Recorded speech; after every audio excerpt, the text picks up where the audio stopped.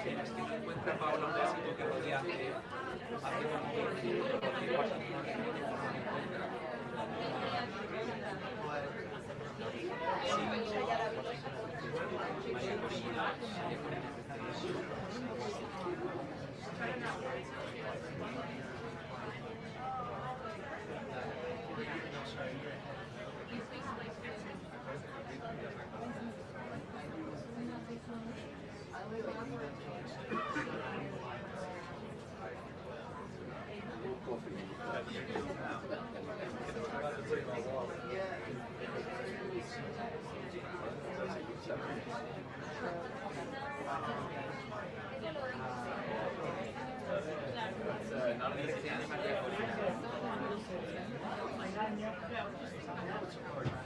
¿Está?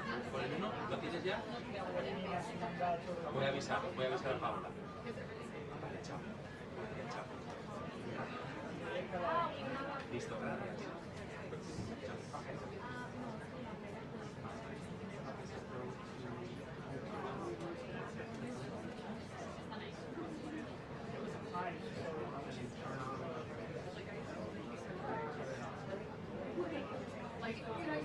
Hola, mi Paula.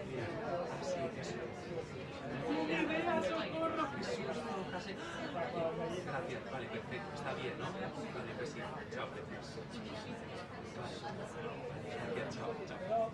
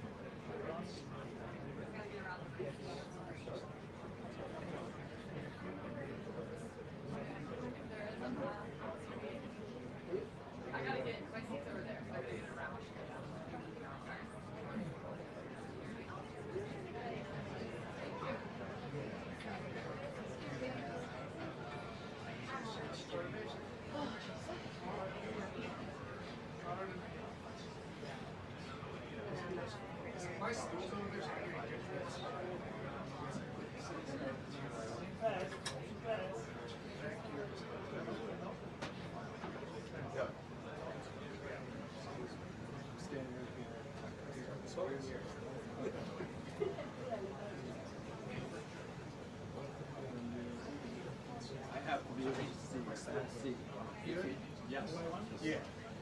It was folded out. So somebody so the white stool that was out here.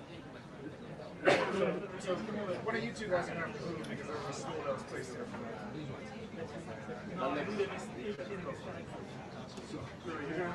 Yeah. Yeah, it should be. No, you're good. I'm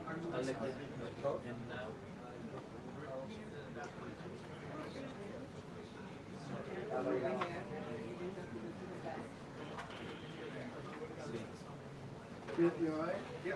Just make it so.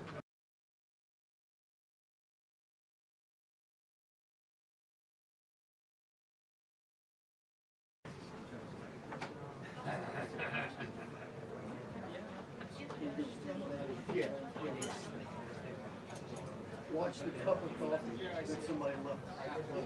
That's all right. Your bag is this.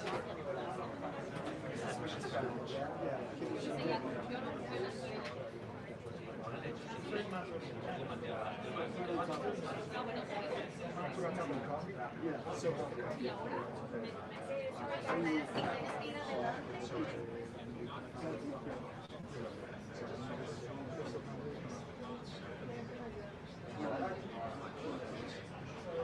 Put your hand on. No, no. Put your hand.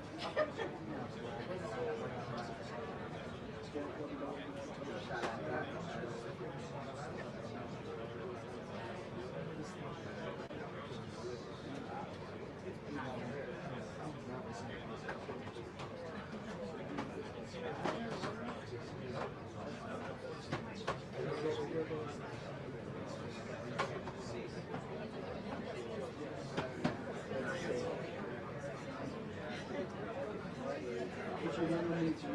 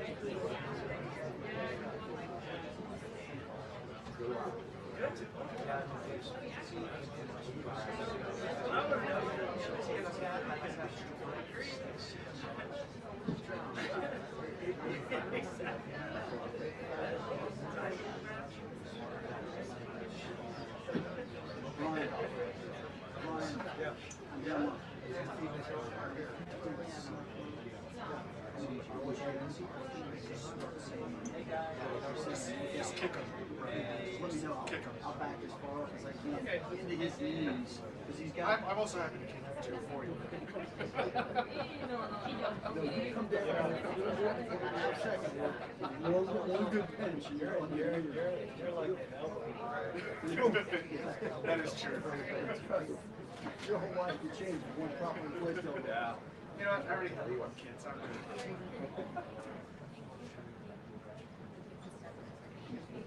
Put your hand on my shoulder. Thank you. Thank you.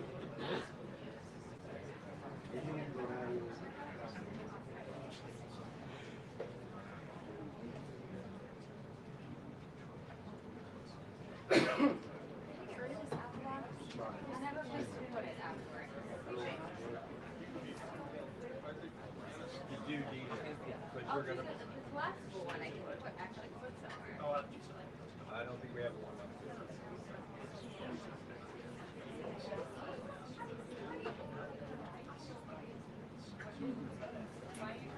Yeah, I mean, if there's time, Jackson, you can slide it this way. And I'll grab it. Stick it over there. I'll grab it. Okay. Thank you. Let me know.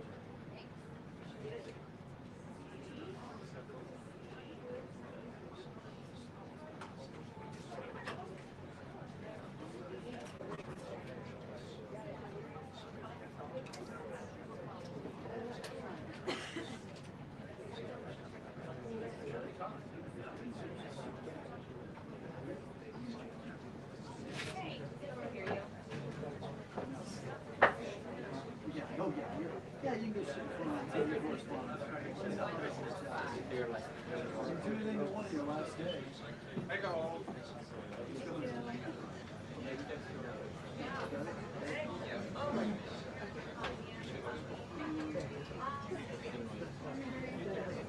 I know.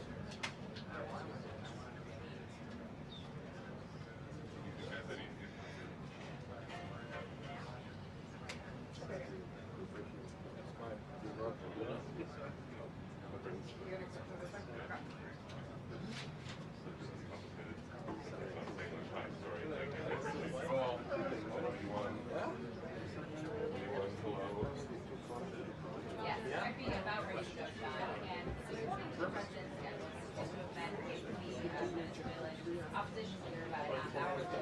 So, reporting that she was considering giving him her trial notification on transferable. Initially, she didn't obviously show him, but in as part of her efforts to maybe follow up in Venezuela, some future document, that conversation would be very interesting to hear and read out hopefully on that front. But Iran is really the hot ticket at the moment. You have U.S. military personnel being moved to bases in the Middle East as Iran has threatened to retaliate against American bases if the president followed through on his promise to intervene if Iran killed protesters in a violent crackdown. Now, we heard the president last night say that he was using some messages from the Iranians that killing was stopped and knows that he's only happening. It's a little bit unclear how that message got to him, what made him believe that the killing had stopped and that it should be happening. We did hear the same message echoed on the report last night from the Iranian foreign minister there. So we need to hear if he has pulled back from any inclination he may have had to conduct airstrikes or legislative options or airstrikes to cyber attacks in order to come to the aid of the Ukrainian people. And you have heard Republican senators like Lindsey Graham hoping that the president follows through on his message to Ukrainian possibly help is on the way. So those are the two big issues this morning. Of course, also you had the threat to vote the Insurrection Act if law enforcement in Minnesota don't cooperate and allow ICE to do their job there. The agents there are as you know, I spoke to reporters this morning and said that she didn't discuss the Insurrection Act with the president. That he recommended it to him, but it is among the sort of options he had under the Constitution.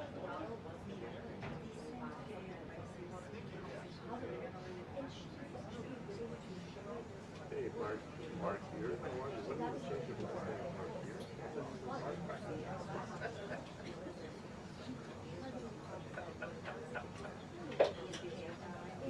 Yes, welcome for the house. Sure, right? Let's take it up with the correspondent by the next come Thank you so much. Thank you, Marquis. Bye then.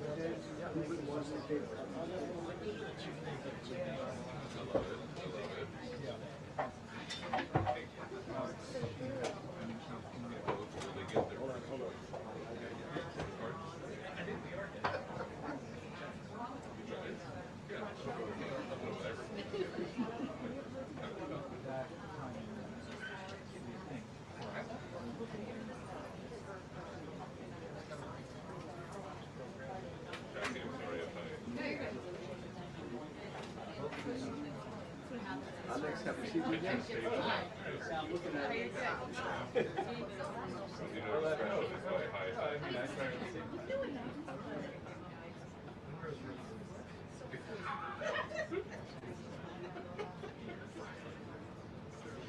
Yes, sir.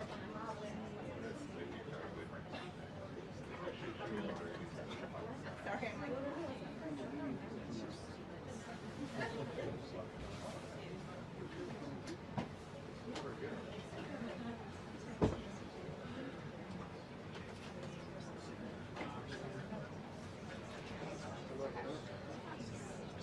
You did? I told you, I sent it.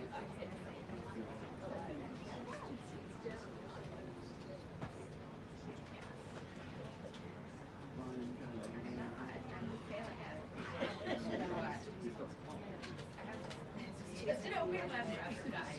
I didn't buy any of them. I haven't bought any of them yet. Here.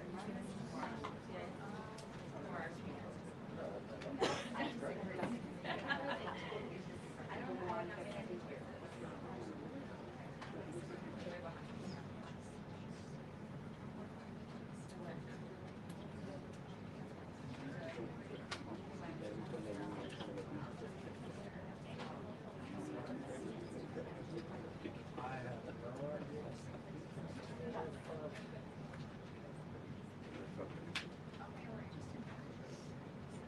Teddy.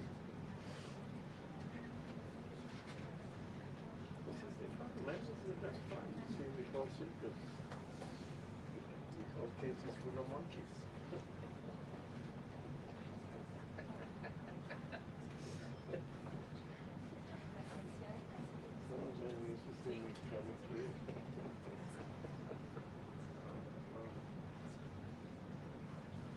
Yeah, I'm already, the other thing that normally do is but I already did one line. Just to make sure they see me what has more, and that's it. The next, and they will call for 2 minutes.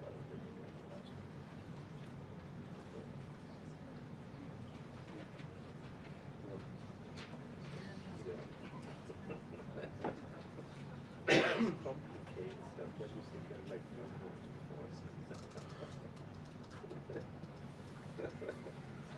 Other things, take your rest of the side.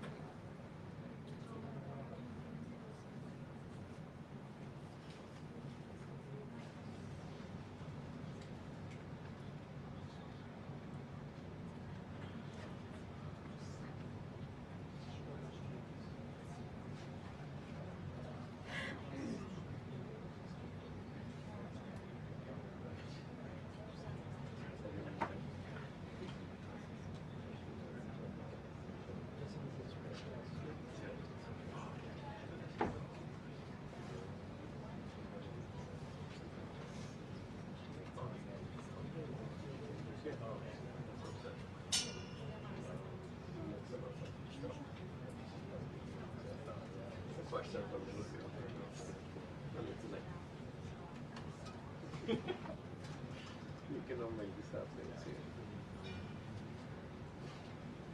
2 minutes until the briefing. 2 minutes until the briefing.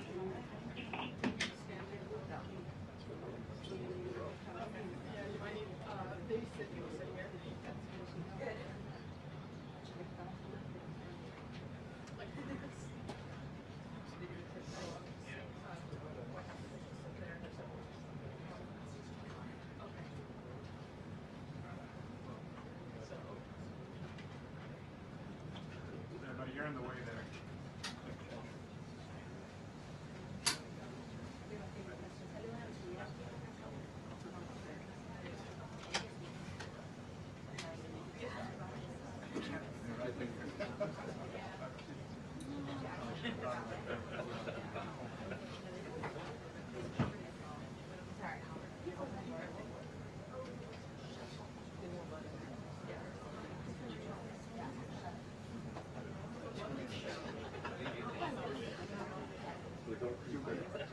Close the door, please.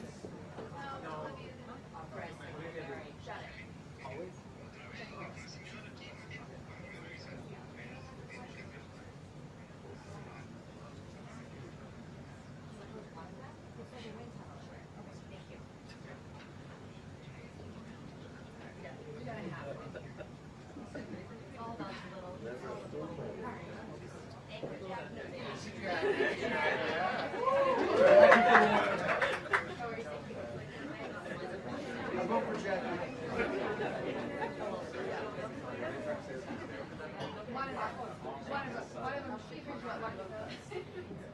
Yeah, close one. We'll take the small ones, please.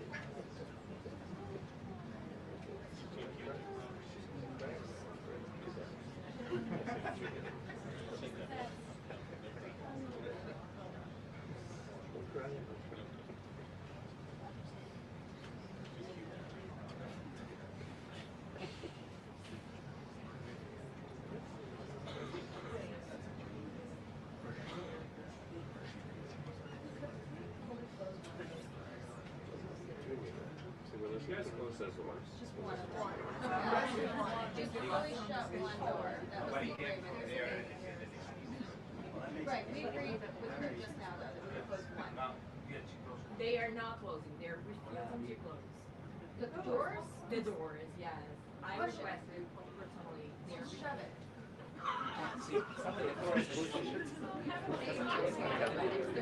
They're saying Karoline requested. I know, I understand. I talked to Olivia. We agreed to shut one of these. One. They told you they said they were. Baby's gonna get a call.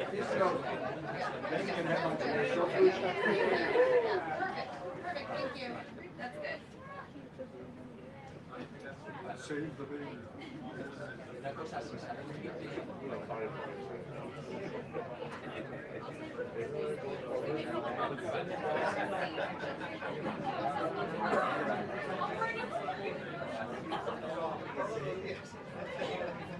Yo siempre tengo miedo del castigo humano.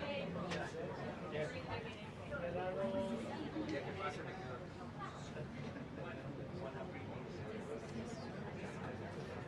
Hey, shut the door. There's an infant in here. Oh my God.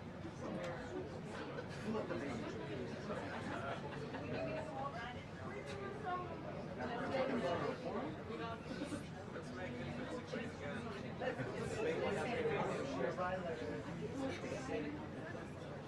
Yes. Yeah. One that I have not.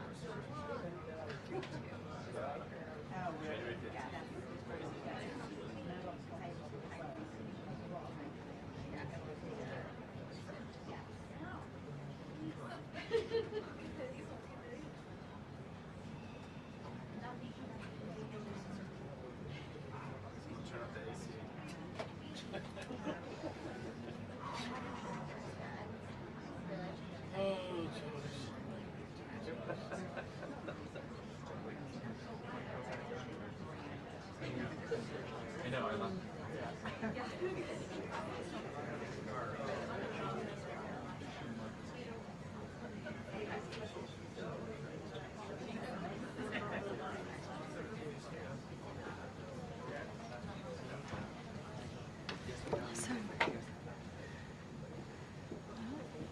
Okay, good afternoon, everybody.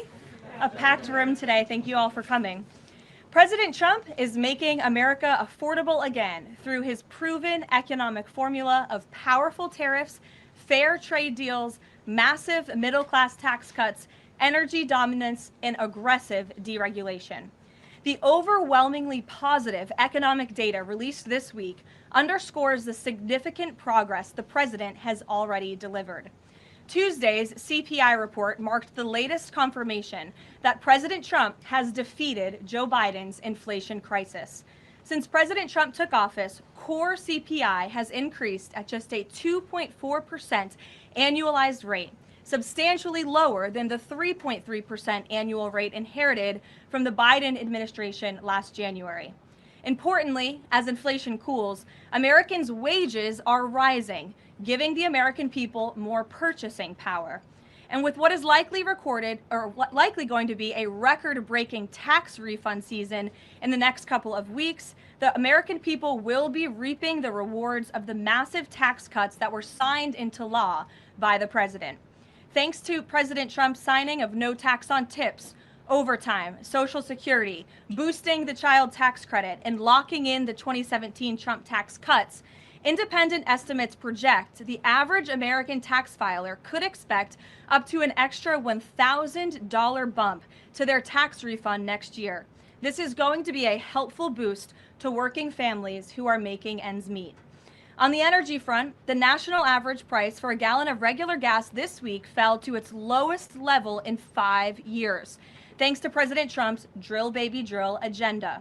According to Gas Buddy, the average price for regular gas on Monday was below $3 per gallon in 43 states, below $2.75 per gallon in 30 states, and at or below $2.50 per gallon in 17 states. In fact, gas prices were below $2 a gallon at stations in at least 19 states. Don't forget, this was unheard of just a couple of short years ago.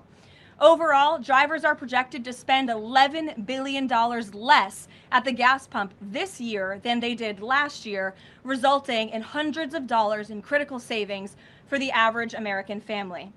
We're also seeing the housing market rebound as borrowing costs ease and income growth outpaces home price gains. According to a new report also released this week from the National Association of Realtors, existing home sales in December rose to their fastest pace in 3 years. To further improve housing affordability, President Trump has recently announced and directed Fannie and Freddie to purchase $200 billion worth of mortgage bonds. As a result of these actions, mortgage rates have fallen to their lowest level in years. As of last Friday, rates for the average 30-year mortgage are down more than 1 full percentage point. Because of these significant declines, monthly housing payments are now at their lowest level in 2 years, and we expect this decrease to continue. As someone who was enormously successful in real estate, President Trump understands that owning a home is about more than just having a physical asset. It's about empowering young people to stake their claim in the American dream. It's about giving newlyweds a place to make their own and start a family. It's about promoting the spirit of hard work, determination, and yes, the rugged individualism that has made America the greatest country in the history of the world. President Trump knows America is strongest when it's a nation of owners, not renters, and he is determined to unlock that opportunity for as many Americans as possible. That's why he will outline additional housing initiatives during his major speech in Davos next week, and we look forward to seeing many of you there. Finally, this morning, President Trump unveiled a healthcare plan for America called the Great Healthcare Plan, and a video message detailing his solutions to lower costs for all Americans and significantly improve our healthcare system. The Great Healthcare Plan will accomplish this through 4 common sense pillars. Number 1, permanently lowering prescription drug prices. Congress can get this done by codifying President Trump's historic Most Favored Nation initiatives into law to guarantee Americans the same low prices for prescription drugs that people in other countries around the world pay. Additionally, by increasing consumer choice by making more verified, safe pharmaceutical drugs available for over-the-counter purchases. Number 2, the Great Healthcare Plan will stop sending big insurance companies billions in extra taxpayer-funded subsidy payments and instead send that money directly to eligible Americans to allow them to buy the health insurance of their choice. Additionally, by funding a cost-sharing reduction program for healthcare plans and ending kickbacks from pharmacy benefit managers to large brokerage middlemen.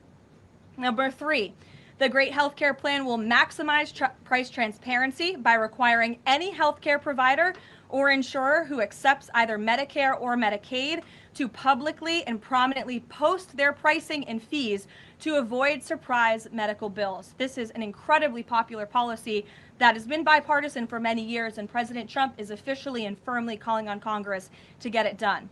And number 4, holds big insurance companies accountable by requiring them to publish rate and coverage comparisons up front on their websites in plain English so consumers and everyday Americans can make the best purchasing decisions for them and their families. These are common sense actions that make up President Trump's Great Healthcare Plan, and they represent the most comprehensive and bold agenda to lower healthcare costs to have ever been considered by the federal government. Congress should immediately take up President Trump's plan and pass it into law. For Americans watching at home, you can visit greathealthcare.gov right now for more information on the Great Healthcare Plan. And with that, we will open it up to questions. In our new media seat today, we have a familiar face, Riley Gaines. I'm surprised it took us a year to get you here, but I'm very happy to see you. I know you have a new podcast, The Riley Gaines Show. And so thank you. And you brought a beautiful baby and your lovely husband too. So thank you so much for joining. And why don't you kick us off? Absolutely. Well, thank you. First and foremost, congratulations to you. Being a girl mom will change your life in the best way possible. So excited you get to shop all the pink and the frilly and the bows. I was in Washington, D.C. earlier this week for the Supreme Court case. There were 2 arguments that were heard surrounding sex-based rights and if it's constitutional for states to pass laws that ultimately protect those rights for women. If the Supreme Court rules as anticipated in favor of maintaining these sex-based rights, Is the administration prepared to take action against the states? I believe at this point it's 23 states that don't have those protections for women? Absolutely. And as you know, Riley, the administration already has done so. We've taken action in a number of fronts against these states who are failing to uphold the president's executive orders in this administration's policy of simply protecting women in women's sports and in women's private spaces. We've gone to the mat with large universities in this country as well to try to fight for what's fair and what's just for women and girls across the country. So I know you were at the arguments. I listened to them myself as a woman and as a former athlete. And I think the president speaks on common sense on this issue, that women's sports and private spaces should be protected, and that there are two genders, there are two sexes. That is not something we should be afraid to say in this country. And I think, frankly, it was quite alarming to not only hear a couple of justices gravel over that basic, fundamental, biological fact that men and women are different but inherently equal, but we are certainly different, and women deserve such rights. We hope and expect that the Supreme Court will rule in the right way on this matter. Thank you. Gabe. Caroline, thank you very much. A lot to talk about. Sure. Isn't there always a lot to talk about? What can you share about the president's meeting with Maria Corina Machado? Is it underway? What can you share about that? And then also, the president said yesterday that Delcy Rodriguez was, quote, a terrific person. Does the president trust the remaining members of the Maduro regime? I will say, to your first question, the meeting was about to begin as I was stepping out of the Oval Office moments ago, so my understanding is that it's underway right now. I know the president was looking forward to this meeting, and he's was expecting it to be a good and positive discussion with Ms. Machado, who is really a remarkable and brave voice for many of the people of Venezuela. So the president looks forward to obviously talking to her about the realities on the ground in the country and what is taking place. As for Ms. Rodriguez, the president did speak with her directly this week. As you know, he revealed that to all of you yesterday. And Secretary Rubio and the administration have been in constant communication with Ms. Rodriguez and other members of the interim government in Venezuela. They have been extremely cooperative. They have thus far met all of the demands and requests of the United States and of the president. And I think you have all seen that play out. We obviously had a $500 million energy deal that was struck in large part because of the cooperation from Ms. Rodriguez. Venezuela and Ms. Rodriguez have also confirmed that they will be releasing political prisoners from Venezuela. There were 5 Americans who were recently released this week as well. So the president likes what he's seeing and will expect that cooperation to continue. And regarding the investigation into the leak that the president referenced yesterday, what is the administration's position on the Washington Post reporter?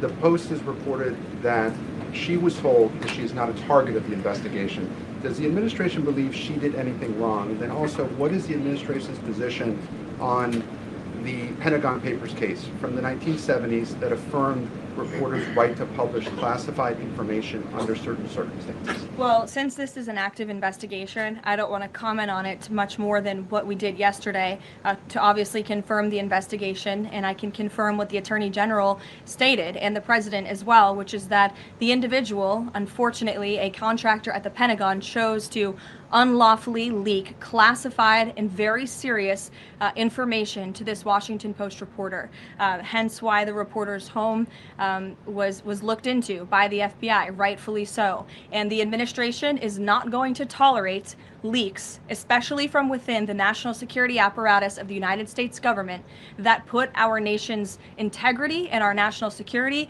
at risk. Full stop. The president will not support that. I know the Secretary of War will not support that, and it will not stand. And legal action will be taken against anyone, whether it's a member of the press or whether it's an employee for a federal agency who breaks the law. If you break the law and if you endanger our men and women in uniform, you are going to be held accountable, period, full stop. But does this administration believe that this reporter, or any reporter, has a right to publish classified information under certain circumstances? Look, I think that we do not believe that individuals who have been given the privilege of holding a top secret clearance should be illegally leaking that classified information, and I know the American people agree with that. And I think it's a basic tenet of journalistic integrity not to publish information that could directly endanger the operational security or the brave men and women who are serving this country in uniform and putting themselves in harm's way to protect not just the people of this administration, but all of you in the press and all of their fellow Americans as well. Jackie. Thank you, Caroline. I wanted to get the White House reaction to Iranian state TV broadcasting an implicit threat to the president's life. It was images of the assassination attempt in Butler, Pennsylvania, according to reports, with the message, "This time it will not go wrong."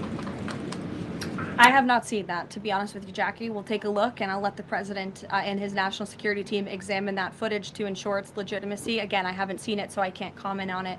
What I will say with respect to Iran is that the president and his team have communicated to the Iranian regime that if the killing continues, there will be grave consequences. And the president received a message, as he revealed to all of you and the whole world yesterday, that the killing and the executions will stop.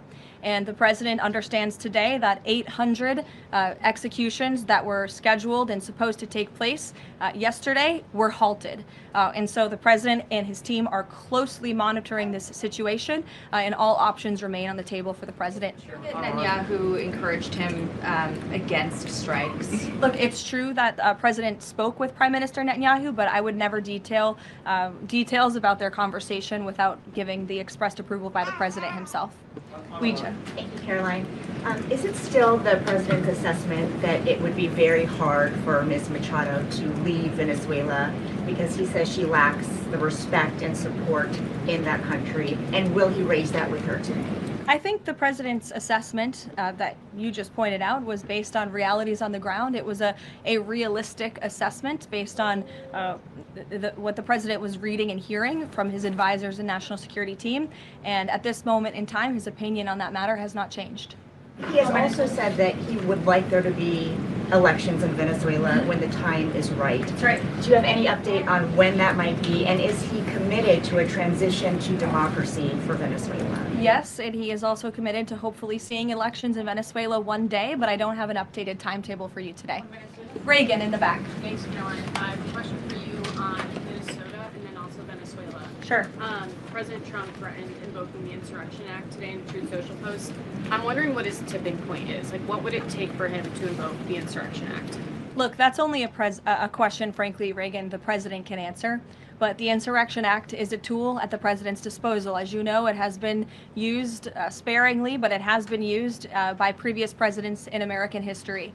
And I think the president's Truth Social post spoke very loud and clear to Democrats across this country, elected officials who are using their platforms to encourage violence against federal law enforcement officers, who are encouraging left-wing agitators to unlawfully obstruct legitimate law enforcement operations. And if you talk to any law enforcement officer, no matter what level they work at, they want to be working with their counterparts, whether that's at the federal level or the federal authorities wanting to work with their counterparts at the state and local level. And it's truly shameful that now for more than a year, you've had elected Democrat governors and mayors who have basically held their state and local law enforcement hostage and told them, you cannot cooperate with federal law enforcement. Why? They cooperated under the Biden administration. It's because these Democrats are deranged in their hatred for President Trump, and they are holding their state and local law enforcement hostage as a result. And these Democrat mayors and governors are doing this over what? Over the lawful and legitimate law enforcement operations to remove violent criminals from the streets of Minnesota, from the streets of California, from the streets of New York, and from the streets of every state across this country. And you don't see these riots and this vandalism taking place in states like Florida. Why? Because you have a governor in that state who has empowered federal and local authorities to work together. And it's despicable what we're seeing from these Democrat politicians, especially in sanctuary states and cities across the country. Yesterday, Caroline. Go ahead, John. Oh, thank you so much. My question is, President Trump has talked twice in recent days, once at the Kennedy Center and then to Reuters again last night, about canceling the election. Why is he talking about this? I believe you're referring to the president's interview at Reuters last night. I was in that interview. It was a closed-door interview. Obviously, there was not audio or video. The president was simply joking. He was saying, we're doing such a great job. We're doing everything the American people thought. Maybe we should just keep rolling. But he was speaking facetiously. And then one more. Sure. On the labor secretary. She's under investigation. Has he spoken to her about this? I don't know if the president has spoken directly to the secretary. If they have, I'm unfamiliar with that conversation, but I have spoken to the president about that report regarding the secretary. He's aware of the internal investigation and he stands by the secretary, and he thinks that she's doing a tremendous job at the Department of Labor on behalf of American workers. PBS, go ahead. You were mentioning a moment ago about working federal, state, local officials in Minneapolis. Governor Walz's office is saying today that he's trying to get a hold directly with the president. Have they spoken? And if they haven't, why haven't they spoken if there's a desire from Walz, as they're saying, to de-escalate what's happening there? I'm not sure if that's a genuine offer to speak with the president. I was with the president about 30 minutes ago and they hadn't spoken at that point.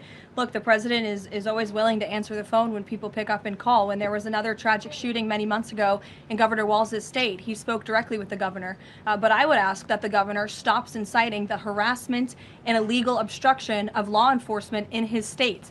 All ICE and federal law enforcement are trying to do are remove people like this off of the streets of Governor Walz's city in Minneapolis and of his state in Minnesota. If you look at some of the individuals in this photo, these are all illegal alien criminals who came into our country under the previous administration. This is some of the most disturbing crimes you will ever read about, and there's only a few reporters in this room who will actually talk about these individuals. This is all ICE is trying to do. They are trying to remove people like this from Governor Walz's state. And so yes, he should pick up the phone and he should say that he will cooperate with this president and with the federal government in making Minnesota safer, because that's all President Trump and his administration want to do. Mary. Thanks, Caroline. The president says he wants money to go directly to Americans so they can buy their own insurance.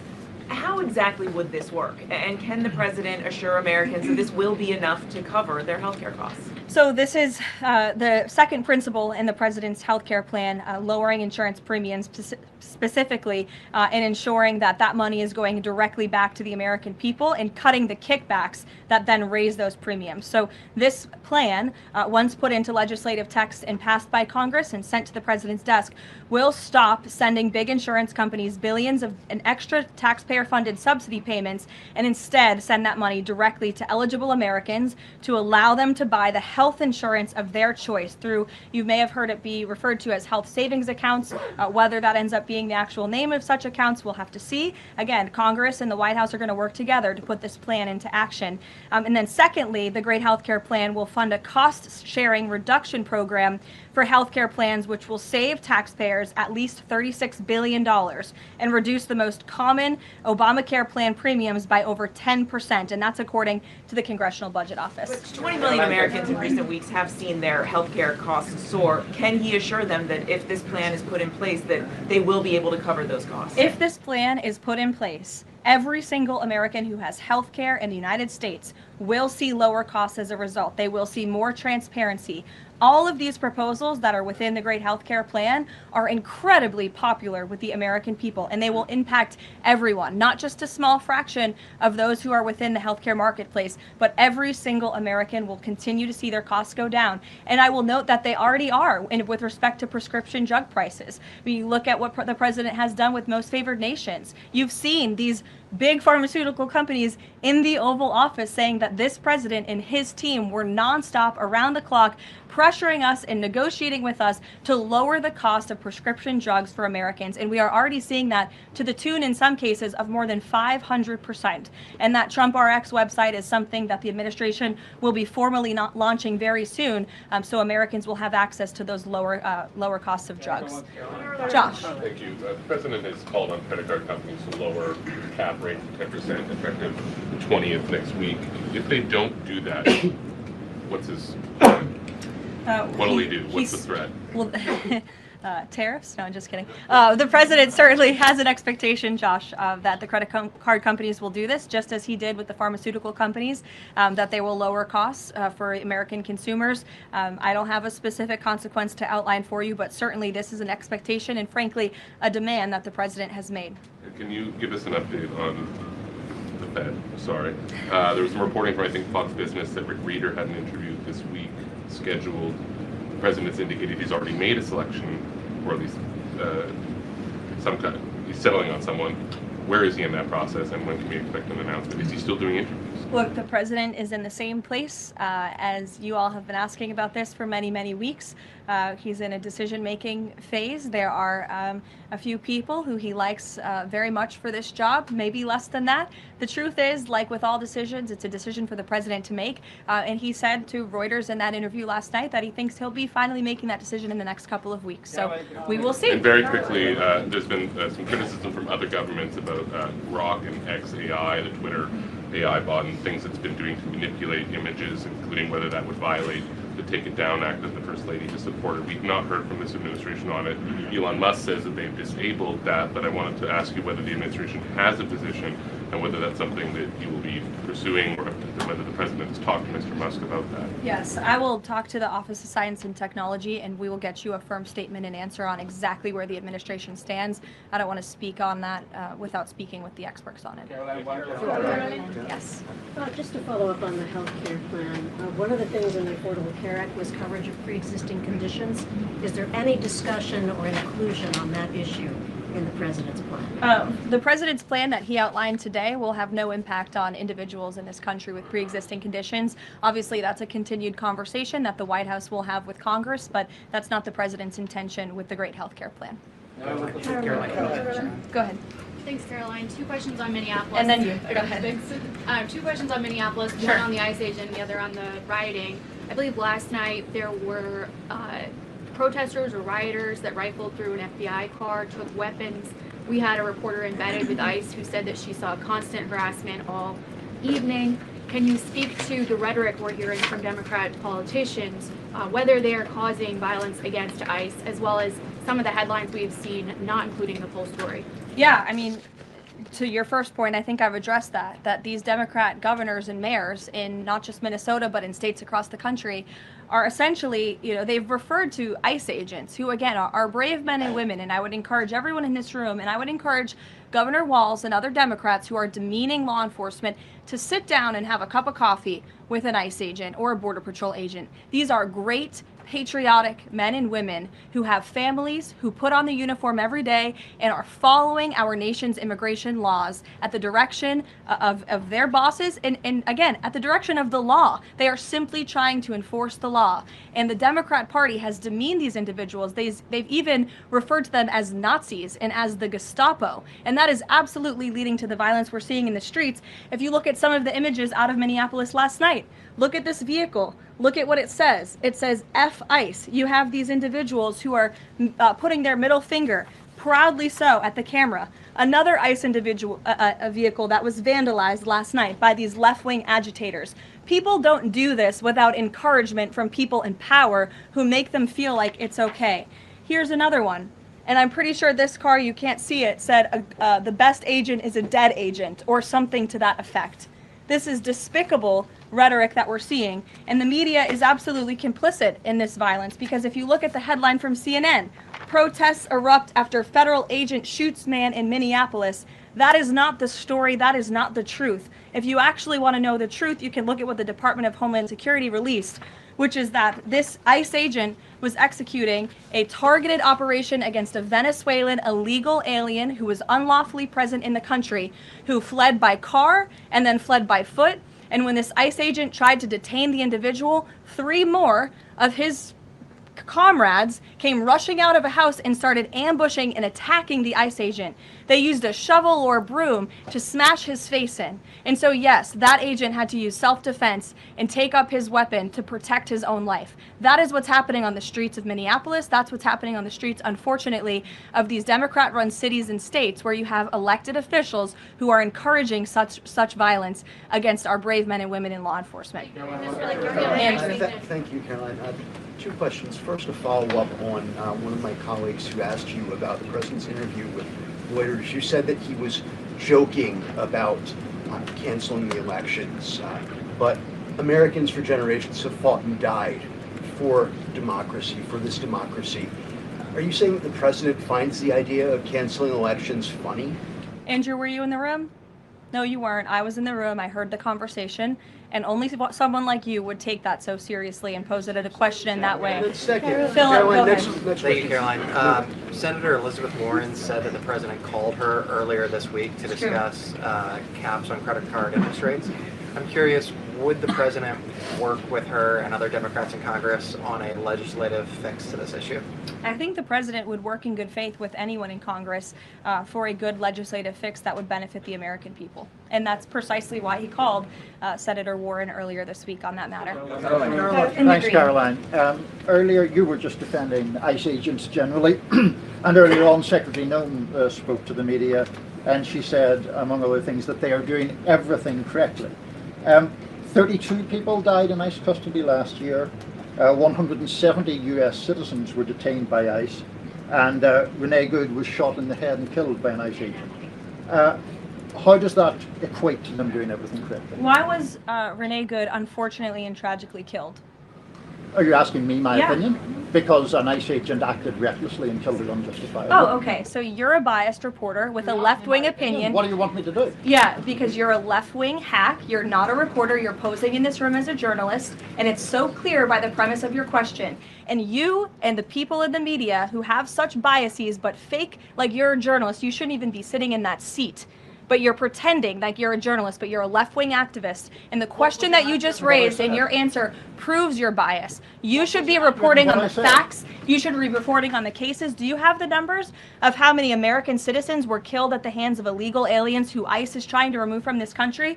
I bet you don't. I bet you didn't even read up on those stories. I bet you never even read about Laken Riley or Jocelyn Nungray or all of the innocent Americans who were killed at the hands of illegal aliens in this country. And the brave men and women of ICE are doing everything in their power to remove those heinous individuals and make our communities safer. And shame on people like you in the media who have a crooked view and have a biased view and pretend like you're a real honest journalist. Kelly.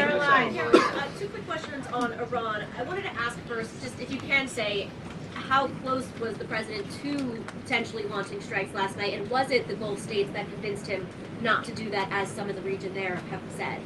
Well, look, Kelly, I know there's been a lot of speculation in the media about what the president is going to do at any given moment or any given night. And I would say a lot of these stories, to be honest with you, I've been reading them, and they have been based on anonymous sources who are pretending or guessing to know the president's thinking.